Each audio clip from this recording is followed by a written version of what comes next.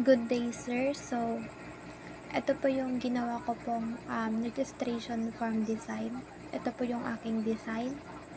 Sa paggawa po ng aking registration form, ito po yung mga ginamit ko pong components. So, dito po sa registration form, ng mga nilagay kong name, gender, username, password, confirm password, yan, etc. Ang ginamit ko po dito is JLabel po. And then, dito naman po, ang ginamit ko po dito is JText field. And then, dito sa pagpipilian, ang ginamit ko po dito po is JRadio button.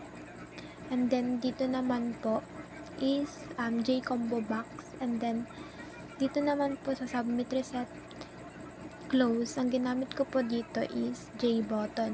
So, try naman nating i-run. So, yan na po. And then, mag-i-input po tayo ng mga datas.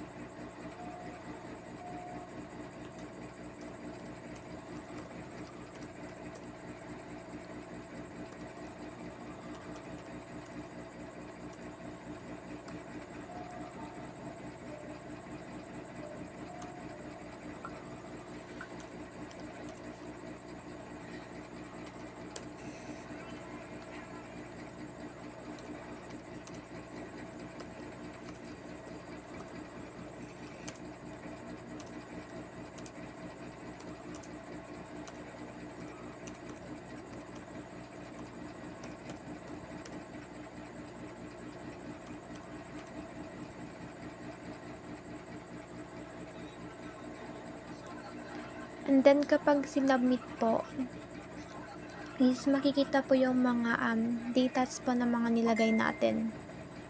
So, yan po.